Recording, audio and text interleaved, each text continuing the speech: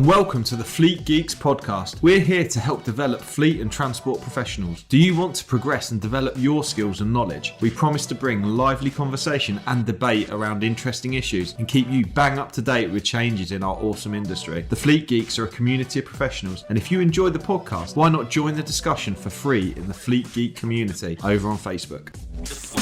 Hello everyone, and welcome to episode 8 of Fleet Geeks Podcast. Just the two of us again today. It's Mike and myself, Jamie, and today we're going to be talking about the different roles, titles and functions within a transport office. Myself and Mike obviously came from transport background, transport offices, done many of these roles in varying capacities, I'm sure. Myself, transport manager.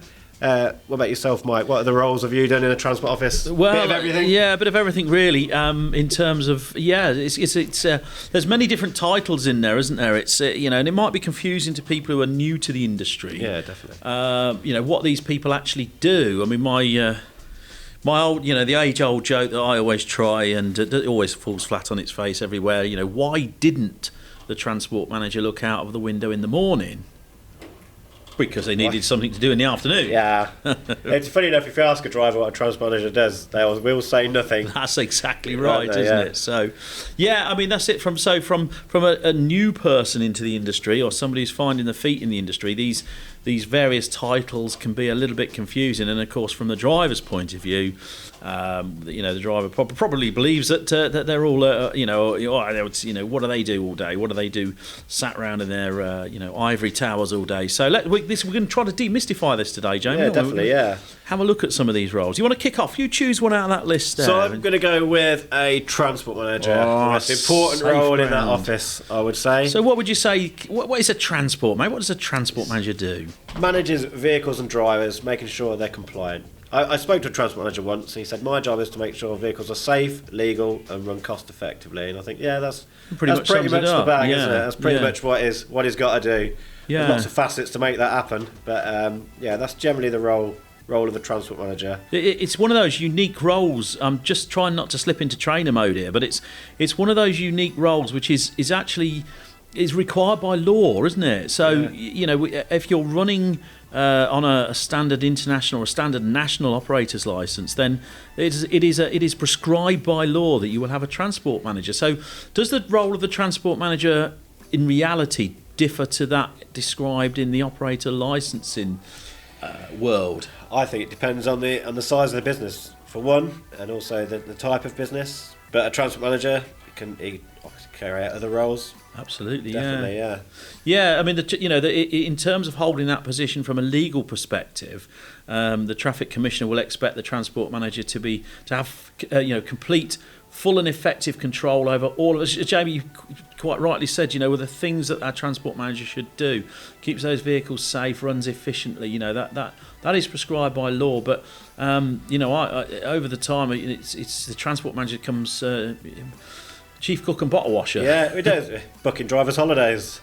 That was one of my roles when I was a transport manager. It's the bit always quite tricky. Everyone wants the summer holidays off. You're trying to juggle everything else, and then there's someone coming and saying, "Well, I really, sorry, I've only just let you know, but I need next week off." That's not. No one teaches you for that, do they? My uncle's third parrot's just died. Yeah. Can I have the day off to go to the funeral? Yeah, it's and that falls upon the transport manager. Also, marriage guidance counsellor. Yeah. Always a bit of counselling involved as well. Yeah, it crops up from time to time. Sometimes we have to be referees in, shall we say, disputes, don't we? And the like. So, transport manager. In terms of what would a transport manager's day look like? What would they do on well, according to the drivers, nothing at all. But what would they do when they come in the morning? What's their? Speaking from experience, first thing I would do is make sure all the defects are sorted. Go through all them. If you use an electronic app, obviously it's quite easy. You can have that day's defects. If no one's rang you can make sure that they've all been done. Make sure all the vehicles are out. Make sure everyone's turned in. Then you start looking at other stuff, other parts of the operation. By that time, it's probably dinner time. But you're getting phone calls in that time as well to say, we've got to the customer's not there, etc. Or my paperwork's wrong, what shall I do? And that's the thing, it is all encompassing, like you said about the the bottle washer, cook, chef. Absolutely everything. Yeah. I mean, I remember my time. We had a dear old director, and he was a lovely chap. But one of his jobs every day, even in his well old age, was to come into the yard, and he would normally walk around, but drive around latterly when he was not as so good health, and he would be looking at all the vehicles that were stood in the yard. Yeah. Because a vehicle standing is no good to anybody, because it's his old saying, and he used to say this every single day: if the wheels are not turning, the vehicle's not earning. And very true. So the transport manager would be in the firing line for that. Why is that vehicle stood? For whatever reason, is it going for an MOT? I think the same vehicle I had probably went for an MOT probably every other day. We never twigged on that was the same reason why that vehicle was stood in the yard. But it's a tricky one. Like we said in a previous podcast, anything can happen, can't it? During that day, and you've got to be prepared for that. So the transport manager, generally, it falls on him to sort those issues out when it. So if a transport manager's looking for a job which is absolutely routine, the same thing every day, same time every day, it's probably not. Right. So we need to be looking at something else. Yeah. So we just came up with a sort of list of jobs. But we might sort of change it as we go along. I'm going to pick up on fleet manager, because sometimes people ask me, because I've had the title of fleet manager before, which sounds really impressive, doesn't it? But what is a fleet manager, and what's the difference between a fleet manager and a transport manager? I don't know about you, Jamie, but I personally look at a fleet manager as probably having more to do with the vehicles themselves, rather not really than getting involved with the drivers.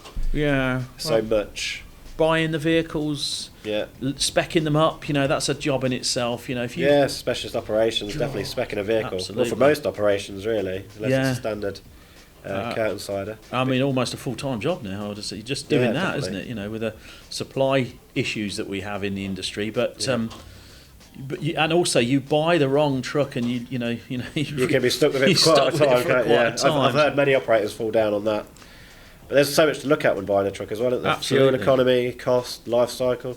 Even the dealership network around where the vehicle's going to be based. So, like you say, it's a full-time job being a fleet manager. Yeah. So and also that you might be, as a fleet manager, you might be financially accountable or responsible for that as well. So you've got to look at things like leasing options. Does it come with service, maintenance, and repair? If you're going to have somebody else repair the vehicles, who's going to be doing it? And you've got to be looking after that side of things as well. So for me, a fleet manager would be more to do with the that side of the business, more to do with. But of course, those two job roles can sometimes fall on the transport manager. Yeah, definitely. So where I work, we never. Well, up until recently, they got a fleet manager, but we never had. So that sort of fall on the transport managers. Chasing paperwork from PMIs and booking vehicles in. Yeah, so the transport manager, once again, we said earlier that. Hi, it's Pete from Flagship Partners. We're really proud to sponsor the Fleet Geeks podcast. Flagship Partners offer a range of consultancy and training services to ensure that our customers remain compliant and have the best possible knowledge to be able to fulfill their work. If you're interested in support with any of our safety, HR or compliance services, or you want to train to be a transport manager or need driver CPC training, give us a call today. All encompassing really, but the fleet manager can take some of that pressure off a transport manager if a company has one. Again, an interesting and varied role. No 2 days are the same. Lots and lots of different challenges there from lots and lots of different angles. But I think that, so we with the transport manager, we started with the transport manager because that's the one that is required by law. And I sometimes think fleet manager, transport manager, the two really do. Sort of interweave, don't they, definitely. From time to time. So we go for another one out of the sort of loose list that we came up with. So I'm going for logistics manager. Logistics, that sounds posh, doesn't it? That does, always impresses people, doesn't it? What is logistics then? So logistics is that basically getting the goods out the door and making sure they get to where they need to go, really. So it could be in charge of a warehouse as well as drivers, perhaps, or even probably the dispatch office logistic manager. Yeah. You see logistic manager advertised elsewhere as well. A building site may have a logistics manager, making sure their logistics are working, coming in, getting the stock that's coming in, working with the stock controllers. But in the transport office and the transport world, logistics manager making sure things are getting to where they need to go. Really, it's essentially that's it, and we're moving things from A to B and making sure that everything comes together in terms of we've got the right piece of kit, or we've got the right whatever we need in this right place at the right time. So logistics manager can sometimes incorporate or work very much alongside a transport or a fleet manager, can't they, in that respect? So logistics manager, it's a reasonably senior title, I would imagine. But as you say, like you could come to a logistics manager role with a variety of experience in other trades. As you mentioned, their building, etc. Quite a high pressure role. If customer wants their goods, it's it may be a phone call to that logistics manager to find out why they've not got there. So once again, it could be quite a high pressure role within a business. Indeed, quite an important role. Yeah, I mean, the logistics manager make sure you get the cash coming back into the business as well. Yeah, that's important. Pays the bills. But yeah, I mean, a lot has been talked about in the past of just-in-time logistics, and which is you might have heard of lean and all this kind of management jargon, but basically it means that people get the stuff they need just in time before it runs out of stock, so that they're not carrying lots of stock, expensive stock in lots of expensive warehouses. So logistics manager, good title, good thing to aim for, I would imagine. No, definitely. Yeah. What about other roles?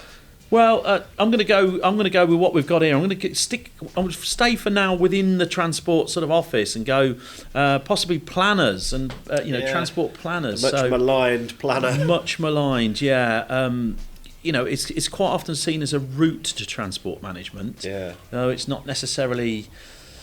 Transport managers can come from all sorts of areas of the business, and we've seen transport managers, drivers, ex-drivers. We're going to cover that in another podcast very shortly. Drivers make good transport managers. They come from engineering backgrounds, from the maintenance side of things, as well as from a customer services side of things. But I think in terms of planners, that's a good role to sort of cut your teeth into. What about your experience with planners, Jamie? Yeah, I think unfairly maligned. If anyone's ever been in a transport office, the phone does not stop. The planner's always busy. As we said previously, plan A is never completed. There's always a truck broke down. They're juggling loads to make sure the customers are satisfied. And unfortunately, they're passing the problem onto the drivers at times, the planners, and that's why they get the bad rap, really. That's it. Yeah, I mean, and also, from part of sticking up here for Planners Union, they'll be inviting me to the Christmas dinner soon. But what drivers sometimes don't see is that the planners have the customers on the other end. I always used to say that, and no disrespect, if any ex-customers are listening, it didn't mean this obviously, but the job would be a good one if it weren't for the customers, because that's but quite often drivers don't see that side, do they, James? No, they just get the phone call, and the end result is you may have to work a little bit longer. So I think the planners, they make mistakes, and everybody does in every walk of life, but it's a fast-paced environment. They're making decisions. I mean, don't get me wrong, they have the tools now, tracking systems and that. It makes their life a bit easier. They may even have planning tools, which can make their lives easier or harder, depending on who you speak to. But a tough job, but it's a good way to getting into the transport office. Though, and it's a good point there. There's lots, and again, a good idea to cut your teeth on some of the IT that we've got in the business at the moment. Very IT driven now is transport, and key to that will be the planning software, although even planners and drivers will tell you alike that sometimes it's and I think we're going out after the watershed. So as the Americans have got a great saying with computer stuff, haven't they? Shit in, shit out. So all depends on what you put into the system, what you're going to get out of it. So but the classic one for me with planners and drivers, the classic battle there is that a planner will look at a map and say, well, it's unfortunately we're doing this as a podcast rather than a video, but if you can imagine me making a very small distance now between my forefinger and thumb, it's only that far on a map, but why is that going to take you 3 hours? It's like one's in northeast London and the other one's in southwest, so that's why. But famously, some of the postcodes, a Peterborough postcode is in Skegness, for example, 2 hours away.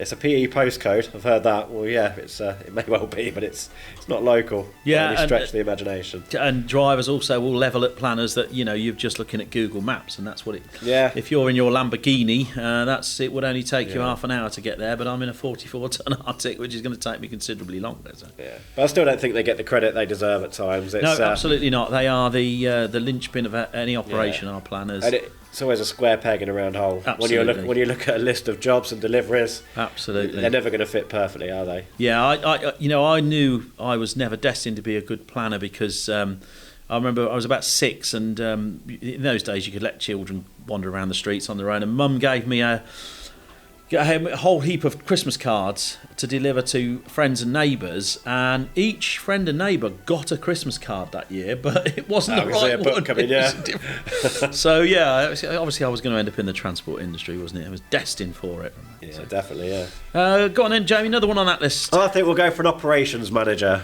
Now that sounds a really... Yeah, I've not come across many of these, but I have come across operations managers in transport offices in the transport environment.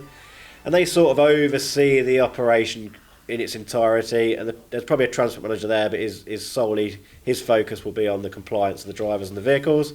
The operations manager, he may oversee the planning department, and he may oversee a logistics side of it as well. In a big corporation. Yes, we talked about logistics, but operations manager, I think, is, for me, that operations managers can sometimes... obviously, that's sounds like it is quite a senior role because they're sometimes they're stuck between a rock and a hard place. There's quite often a lot of friction in our industry between the warehouse and the transport office, and I think what you'll find is the operations manager looks after both of them. So they've got unfortunately they've got a foot in both camps. So it's. It just feels sorry for your operations manager day to day because if you look at them and they have got quite a task, haven't they, Jamie? It's quite a thing that they've got to stitch together. I think is the it's combining the functions. You're right, actually, isn't it? It's probably their main balancing between you've got possibly transport managers on one side of it and warehouse manager on the other side of the coin, and they're both. It's like a tug of war between who can get the attention of the operations manager, but it's a role that you do see quite a lot, isn't it, in this industry? Yeah, like I say, I haven't come across some of the industries I've been in transport. I haven't really come across many operations manager, but I've come across the odd one or two. Yeah, I think. What else have we got on else have we got on our list we were going to talk about today? Area managers. Yeah, it's sometimes I think in the transport world, what I'm seeing more of now is a matrix type management where you've got sort of managers at a local level, particularly in the compliance sort of world. In the compliance sort of field, you've got area managers that will be transport manager will be responsible for that particular site, and they're overseen by an area manager. Is that probably about sums it up, doesn't it? Like that. So it's similar roles as obviously the transport manager. But they just make it it's a compliance role, really, isn't it? Yes, Well, on that subject, then, what about a compliance manager, Jamie? Compliance manager. Where do they fit into this scheme of things? We've mentioned logistics managers, we've mentioned transport managers, fleet managers. Where would a compliance manager fit in? So I think a compliance manager will oversee the transport manager's role, if there's a transport manager, and they won't get involved with the operations side, basically. They're solely focused on the compliance and with no other distractions. Quite an important role. Have to know their stuff, really. There's no blueprint for this, of course. I mean, we're talking about different roles and what people do, but in the industry today, there's not a blueprint. This is the right way you should do it. You should have this manager, and you should have that. Yeah. It does depend on each individual case, but I've certainly seen cases a lot more rise in sort of a local management overseen in a compliance world by either an area manager or an area compliance manager overlooking. So it may have 2 or 3 different depots under their watch, if you like. So in that respect, it would put them slightly more senior in the pecking order to the transport manager. Yeah. But bear in mind that the transport manager does hold that. Potentially would be the one that holds the qualification that allows them to be named on an operator's licence. So it is a strange one that. No, it is, yeah. And I've got one more role which is quite important, which everyone sort of forgets about sometimes, but it's the admin people. Oh, absolutely. The administration of a transport office Yeah, and a good one to end on, Jamie. They're fantastic, aren't they? They do, always job. generally reliable. Yeah, and just get the things done. I can't agree more. They're the linchpin that holds everything together. If you've got a good team of administrators, we've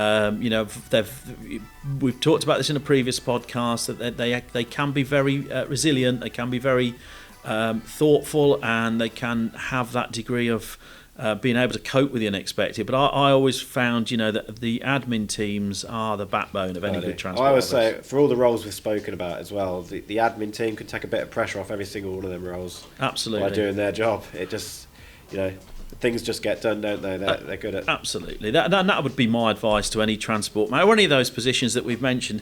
Have a look at the team that you've got underneath you. It's those guys and girls that will see it through at the end of the day. Sterling job. They, again, admin people, they get caught both sides, don't they? With definitely, yeah. Drivers and customers and all the other good things in life. Where's that missing document? Well, they've never even seen that document. They're the ones looking for it. Absolutely. And they've generally got a much better memory than transport managers. You tend to forget everything, and you'll normally find in a transport office, it's somebody from the admin team that will organise all the nights out and organise all the the Christmas parties and just generally keep the team together. So wages, even the most important job in that office, making sure everyone gets their wages even. Well, that's a really good point, that is, Jamie, because one of the jobs that possibly could fall to the transport manager is the driver's wages, doing the wage run, not necessarily paying the wages, but doing the overtime sheets and the time sheets and signing them all off.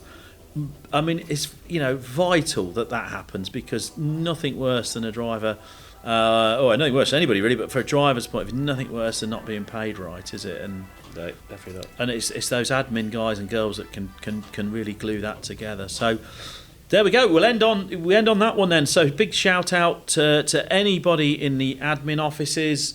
Absolutely fantastic, sterling job you do. But anybody who's not familiar with the transport, how it sets up, we just go. That was a very very brief oversight of what all these people do. And apologies if we haven't mentioned a role that someone does do in a transport office. Well, what about me? We couldn't go through all of them, obviously. What about me? Well, there's a famous one. I can't remember now who it was. I can't remember the name of the gentleman, but it's brought out in lots of management courses, where the janitor at Kennedy Space Centre was once asked what his role was, and he said, "I work as a part of a team that put man on the moon." So that's how we have to look at it, isn't it? So that's it. Lovely. Thank you very much for joining myself and Jamie. Yeah, thank you very much, and we look forward to see you on the next one, the next podcast. Thank you. Bye.